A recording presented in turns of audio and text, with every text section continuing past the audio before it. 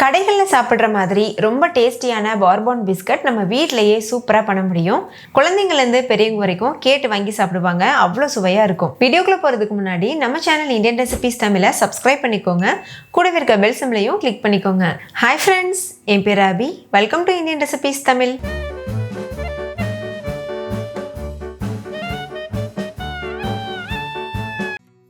First நம்ம biscuit செய்யணும். அதுக்கப்புறமா பிஸ்கட்க்கு உள்ளே வைக்கிற க்ரீம் செய்வோம்.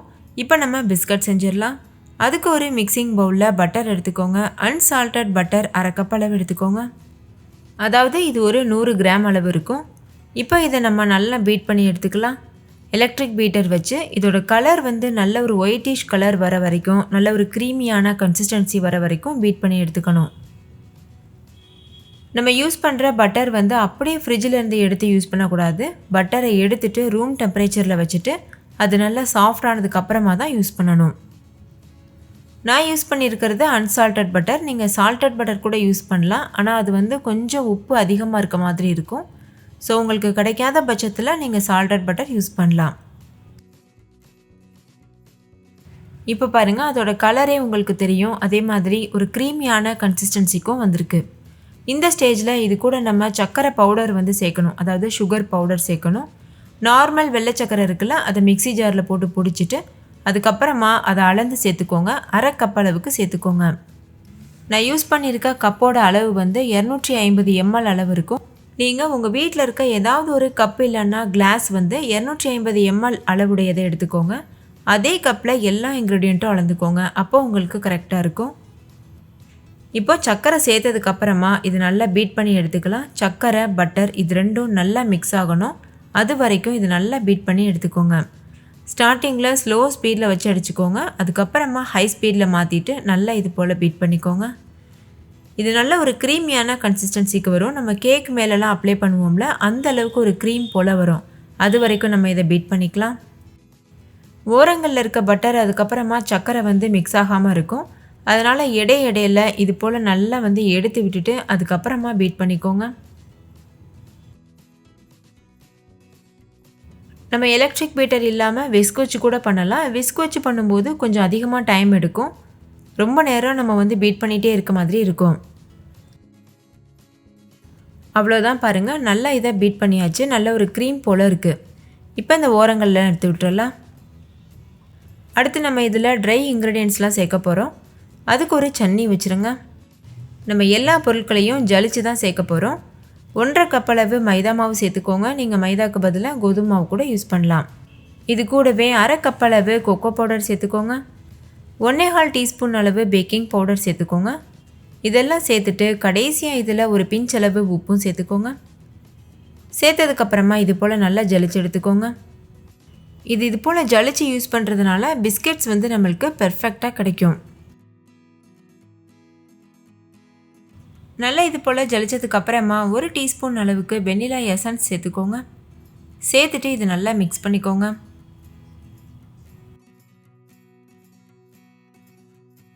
நல்லா இதை கலந்ததுக்கப்புறமா இது கூட 2 டேபிள் ஸ்பூன் வரைக்கும் பால் சேர்த்துட்டு மிக்ஸ் பண்ணிக்கோங்க. இடையில கொஞ்சம் கொஞ்சமாக தேவையான அளவு பால் சேர்த்து நம்ம கலந்துகிட்டே இருக்கணும். இந்த மாவு ரொம்பவும் சாஃப்டாக இருக்கக்கூடாது, அதே மாதிரி ரொம்ப ஹார்டாகவும் இருக்கக்கூடாது. மீடியமான கன்சிஸ்டன்சியில் இருக்கணும். இப்போ பாருங்கள், ரொம்ப ட்ரையாக இருக்குது. இதில் இன்னும் கொஞ்சம் நம்ம பால் சேர்த்துட்டு நல்லா மிக்ஸ் பண்ணிக்கலாம். அதிகமாக பால் சேர்த்துடக்கூடாது. ஒவ்வொரு டேபிள் ஸ்பூனாக சேர்த்து மிக்ஸ் பண்ணிக்கோங்க. எனக்கு மொத்தமாக ஒரு 3 டேபிள் ஸ்பூன் வரைக்கும் பால் செலவாச்சு. காய்ச்சி ஆற வச்ச பால் தான் சேர்க்கணும். இப்போ இன்னும் கொஞ்சம் பால் சேர்த்துட்டு நல்லா மிக்ஸ் பண்ணிக்கிறேன். இதுக்கு பதில் நம்ம தண்ணிலாம் சேர்க்கக்கூடாது. அப்படியே நான் வீடியோவில் காமிச்சிருக்கிறத போல் அதே மாதிரி செஞ்சு பாருங்கள். அப்போ தான் உங்களுக்கு பெர்ஃபெக்டான பிஸ்கட் கிடைக்கும். இப்போ பாருங்கள், நம்மளோட பிஸ்கட் மாவு நல்லா தயாராகிருச்சு. இது கரெக்டான கன்சிஸ்டன்சியில் இருக்குது. ரொம்ப சாஃப்டாகவும் இல்லை, அதே சமயம் ரொம்ப ஹார்டாக இல்லை. இந்த மாதிரி நம்ம தொட்டு பார்த்தோன்னா இது போல் இருக்கணும். இப்போ இது ஒரு ஓரமாக இருக்கட்டும். நம்ம எந்த ட்ரேயில் பிஸ்கட்ஸ் ரெடி பண்ண போகிறோமோ அந்த ட்ரேயை நம்ம ரெடி பண்ணிடலாம். நான் இன்றைக்கி ஒரு பிளேட் எடுத்திருக்கேன்.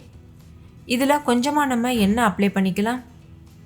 பட்டர் ஷீட் இல்லைன்னு நம்ம கவலைப்பட தேவையில்லை. பட்டர் ஷீட்க்கு பதிலாக தான் நம்ம இந்த மெத்தடில் பண்ணுறோம். ஆயில் அப்ளை பண்ணிவிட்டு அதுக்கு மேலே கொஞ்சமாக மைதா மாவு தூவிட்டிங்கன்னா பிஸ்கட் வந்து அந்த தட்டில் ஒட்டாமல் வரும். இப்போ நான் வந்து ஒரு டேபிள் ஸ்பூன் வரைக்கும் மைதா மாவு சேர்த்துருக்கேன். இப்போ இதை எல்லா இடத்துலையும் படுறது அளவுக்கு இந்த மாதிரி நம்ம ஸ்ப்ரெட் பண்ணிடலாம். ஏற்கனவே நிறைய கேக் வீடியோஸில் நான் சொல்லி தந்திருக்கேன்ல, இதே மெத்தடு தான் அதுலேயும் நம்ம பண்ணியிருப்போம்.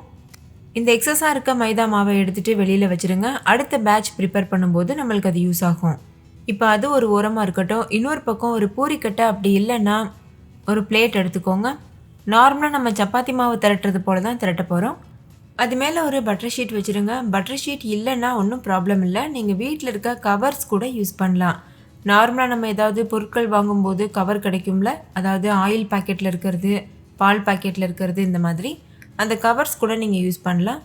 இப்போ நம்ம செஞ்சு வச்சுருக்க மாவுலேருந்து ஒரு சின்ன பகுதியை உள்ளே வச்சுட்டு அதுக்கு மேலே ஒரு பட்டர் ஷீட் வச்சுட்டு இது போல் திரட்டிக்கோங்க. இது எதுக்காக பண்ணுறோன்னா நம்ம பூரி கட்டையில் அது ஒட்டாமல் வரணும், அதுக்காக தான். ஒரு 1/4 இன்ச் அளவுக்கு திக்னஸ் இருந்தால் போதும். அந்த அளவுக்கு இதை நல்லா திரட்டி எடுத்துக்கோங்க. எல்லா சைடும் ஒரே ஈவனாக இருக்க மாதிரி பார்த்துக்கோங்க. இப்போ பாருங்கள், இது நல்லா திரட்டி எடுத்தாச்சு. இதோட திக்னஸ் பாருங்கள், இந்த அளவுக்கு இருக்கணும். இப்போ இதை நம்ம ஓரங்களை கட் பண்ணி எடுத்துடலாம். நம்மளுக்கு கடைகளில் எப்படி பிஸ்கட் கிடைக்குமோ அதே ஷேப்பில் தான் நான் கட் பண்ணி எடுக்க போகிறேன். உங்களுக்கு நீங்கள் விருப்பமான ஷேப்பில் கூட நீங்கள் வந்து கட் பண்ணி எடுத்துக்கலாம். இப்போ பாருங்கள், இந்த அளவுக்கு நம்ம கட் பண்ணி எடுத்தாச்சு. இப்போ இந்த பிஸ்கட்ஸ் வந்து பேக் ஆகுறதுக்கு தயாராக இருக்குது. இந்த ஓரங்களில் இருக்கக்கூடிய மாவெல்லாம் வேஸ்ட் ஆகாது. அதை மறுபடிக்கும் நீங்கள் உருட்டிட்டு அதுக்கப்புறம் சப்பாத்தி போல் திரட்டிட்டு இந்த மாதிரி நீங்கள் கட் பண்ணி பிஸ்கட்ஸ் போல் யூஸ் பண்ணலாம். இப்போ நம்ம ஏற்கனவே தயார் பண்ணி வச்சுருக்க ட்ரேயில் பிஸ்கெட்ஸை அடுக்கிடலாம். ஒவ்வொரு பேட்ச் வைஸாக நீங்கள் வந்து இதை பேக் பண்ணி எடுக்கணும். உங்கள்கிட்ட ஓவன் இருந்ததுன்னா நீங்கள் அவனில் கூட பேக் பண்ணலாம். அப்படி இல்லைன்னா நீங்கள் நார்மல் கடாயில் கூட பண்ணலாம். நான் இன்றைக்கி கடாயில் தான் பேக் பண்ணி காமிக்க போகிறேன். இப்போ இந்த பிஸ்கட்ஸ்லாம் அரேஞ்ச் பண்ணதுக்கப்புறமா ஒரு சின்ன ஸ்டிக் வச்சுட்டு இது போல் ஹோல்ஸ் போட்டுக்கோங்க. நார்மல் நம்மளுக்கு கடையில் கிடைக்கிற பிஸ்கட்ஸில் இந்த மாதிரி சின்ன சின்ன துளைகள் இருக்கும்ல, அதே மாதிரி நான் வந்து பண்ணியிருக்கேன். இதே போல் எல்லா பிஸ்கட்ஸ்லேயும் பண்ணியாச்சு. இதுக்கு மேலே கொஞ்சமாக சர்க்கரை தூவி விட்டுக்கோங்க. பார்க்குறதுக்கு அப்படியே கடையில் வாங்கினது போல் இருக்கணும்.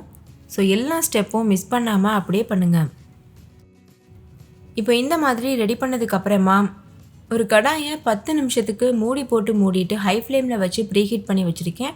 அதை இப்போ நம்ம ஓப்பன் பண்ணியாச்சு. அது உள்ளே ஒரு சின்ன பிளேட் போட்டுக்கோங்க. இது எதுக்காகனா பிஸ்கட்ஸ் வந்து கருகிராமல் இருக்கணும்ல, அதுக்காக. இப்போ இது உள்ளே நம்ம செஞ்சு வச்சுருக்க ட்ரேயை உள்ளே வச்சுட்டு அதுக்கப்புறமா மூடி போட்டு மூடிட்டு லோ ஃப்ளேமில் வச்சுட்டு ஒரு 15 நிமிஷத்துக்கு பேக் பண்ணி எடுத்துக்கோங்க. எப்போதுமே பேக்கிங்கில் அடிகனமான பாத்திரம் யூஸ் பண்ணுங்கள். அதே மாதிரி பேக்கிங்க்குன்னு தனியாக பாத்திரம் வச்சுக்கோங்க.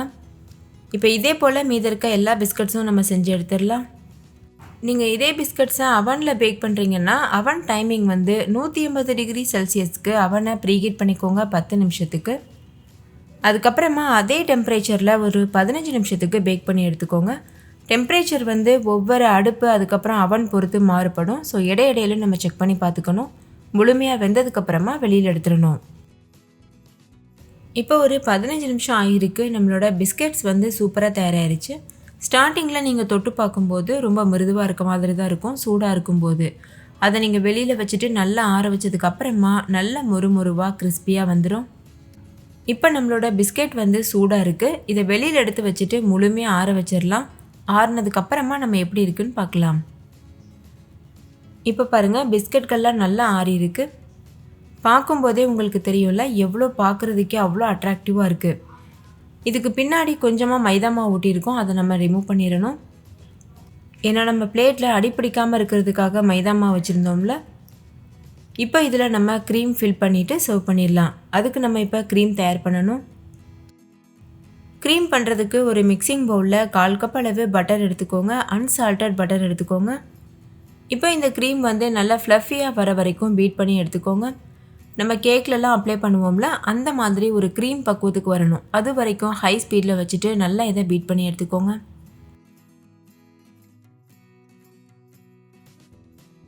இப்போ பாருங்கள், இதோட கலரே முழுமையாக சேஞ்ச் ஆகிருக்கு. இது வந்து கரெக்டான கன்சிஸ்டன்சி. இந்த ஸ்டேஜில் இது கூட 1 கப் அளவுக்கு ஐசிங் சுகர் வந்து சேர்த்துக்கோங்க. உங்களுக்கு இந்த அளவுக்கு ஸ்வீட்னஸ் வேணான்னு நினச்சிங்கன்னா நீங்கள் அரை கப் அளவுக்கு கூட சேர்த்துக்கலாம். ஐசிங் சுகர்ன்றது ஒன்றுமே இல்லை. மிக்ஸி ஜாரில் 1 கப் அளவு சர்க்கரை எடுத்துக்கோங்க. 1 டீஸ்பூன் அளவுக்கு கார்ன்ஃப்ளவர் மாவு எடுத்துக்கோங்க. இது ரெண்டுத்தையும் சேர்த்து ஃபைன் பவுடராக அரைச்சிடுங்க. Icing sugar ready. அந்த ஐசிங் சுகர் தான் நான் யூஸ் பண்ணியிருக்கேன். ஐசிங் சுகர் சேர்த்ததுக்கப்புறமா இதை மறுபடிக்கும் நல்லா பீட் பண்ணிக்கோங்க. நார்மலாக நம்ம கேக்கில் அப்ளை பண்ணுற க்ரீம் வந்து கொஞ்சம் தின்னாக இருக்கும், ஏன்னா நம்ம வந்து நல்லா அப்ளை பண்ணணுன்றதுக்காக. ஆனால் பிஸ்கட் நடுவில் இருக்க க்ரீம் வந்து கொஞ்சம் ஹார்டாக தான் இருக்கும். ஸோ அந்த மாதிரி பார்த்து அந்த கன்சிஸ்டன்சிக்கு நம்ம பண்ணுறோம். இப்போவே உங்களுக்கு பார்த்தாலே தெரியும் நல்லா ஹார்டாக இருக்குது. இதில் இன்னும் கொஞ்சம் நம்ம கோகோ பவுடர்லாம் சேர்ப்போம். ஸோ இன்னுமே நல்லா ஹார்டாகும். இப்போ இதில் ஒரு 1/4 கப் அளவு கோகோ பவுடர் சேர்த்துக்கோங்க. நார்மலாக நம்ம கேக்கில் ஐஸ்கிரீம்ஸில் யூஸ் பண்ணுற கோகோ பவுடர். அதுக்கப்புறமா டார்க் கோகோ பவுடர் ஒரு 1/4 கப் அளவு சேர்த்துக்கோங்க. இது ஆப்ஷனல், உங்களுக்கு விருப்பம் இல்லைன்னா நீங்கள் ஸ்கிப் பண்ணிடலாம். நான் கலருக்காக சேர்த்துருக்கேன். நல்ல ஒரு டார்க் கலர் கிடைக்கும். உங்களுக்கு விருப்பம் இல்லைன்னா நீங்கள் இதை ஜஸ்ட் வந்து ஸ்கிப் பண்ணிடலாம். இது ரொம்ப ஹார்டாக இருந்ததுன்னா கன்சிஸ்டன்சியை அட்ஜஸ்ட் பண்ணுறதுக்காக நீங்கள் 1லேருந்து 2 டேபிள் ஸ்பூன் வரைக்கும் பால் சேர்த்துக்கலாம். காய்ச்சி ஆற வச்ச பால் சேர்க்கணும். எந்த அளவு உங்களுக்கு திக்னஸ் தேவையோ அந்த அளவுக்கு நீங்கள் வந்து பால் சேர்த்துட்டு நல்லா இது போல் பீட் பண்ணிக்கலாம். நான் இதை கொஞ்சம் ஹார்டாகவே செய்கிறேன், ஏன்னா வந்து நம்ம ஸ்டோர் பண்ணி வச்சு சாப்பிடும்போது அது வந்து சீக்கிரம் உருகி போகாமல் இருக்கும். அதுக்காக. அவ்வளோதான், நம்மளோட க்ரீம் வந்து சூப்பராக தயாராகிருச்சு. இந்த க்ரீம் வந்து ஒரு மாவு பக்குவத்தில் தான் இருக்கும். ஸோ இதை வந்து நீங்கள் சின்ன சின்ன உருண்டைகளாக உருட்டிட்டு பிஸ்கெட்க்கு நடுவில் வச்சு ப்ரெஸ் பண்ணிங்கன்னா ஈஸியாக வந்து நம்ம செட் பண்ணிட முடியும். இப்போ பாருங்கள், பிஸ்கட் அதுக்கப்புறமா க்ரீம் ரெண்டுமே ரெடியாக இருக்குது. இதை நம்ம அசம்பிள் பண்ணிடலாம்.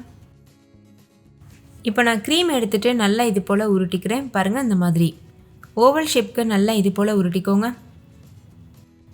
இப்போ ஒரு பிஸ்கட்டில் இது போல் வச்சுருங்க. வச்சுட்டு லேசாக வந்து ப்ரெஸ் பண்ணிக்கோங்க. இப்போ இன்னொரு பிஸ்கட் எடுத்து இந்த மாதிரி வச்சுட்டு நல்லா இதை ப்ரெஸ் பண்ணிடுங்க. பாருங்கள், இந்த மாதிரி எக்ஸஸாக இருக்க க்ரீமை நீங்கள் ரிமூவ் பண்ணிடலாம். அவ்வளோதான், நம்ம எல்லாருடைய ஃபேவரட்டான பார்பன் பிஸ்கட் சூப்பராக தயாராகிருச்சு. நீங்களும் கண்டிப்பாக இதே மெத்தடில் வீட்டில் ட்ரை பண்ணி பாருங்கள். இதே மாதிரி எல்லா பிஸ்கெட்ஸ்லேயும் நம்ம க்ரீம் வச்சு ஃபில் பண்ணி செட் பண்ணிடலாம். அவ்வளோதான், நம்மளோட டேஸ்டியான பார்பன் பிஸ்கட் சூப்பராக தயாராகிருச்சு. நீங்களும் இதே மெத்தடில் வீட்டில் ட்ரை பண்ணி பாருங்கள். சின்ன குழந்தைங்கள்லேருந்து பெரியவங்க வரைக்கும் எல்லாருமே கேட்டு வாங்கி சாப்பிடுவாங்க. நீங்கள் வீட்டில் செஞ்சதுன்னு சொல்லும்போது ரொம்பவே ஆச்சரியப்படுவாங்க. ஓகே ஃப்ரெண்ட்ஸ், இந்த பார்பன் பிஸ்கட் உங்கள் எல்லாருக்கும் ரொம்ப பிடிச்சிருக்கும்னு நம்புகிறேன். பிடிச்சிருந்தா லைக் பண்ணுங்கள், உங்கள் ஃப்ரெண்ட்ஸ் கூடயும் ஷேர் பண்ணுங்கள். நீங்களும் வீட்டில் ட்ரை பண்ணிவிட்டு கமெண்ட் பண்ணுங்கள். தேங்க்யூ, பாய்.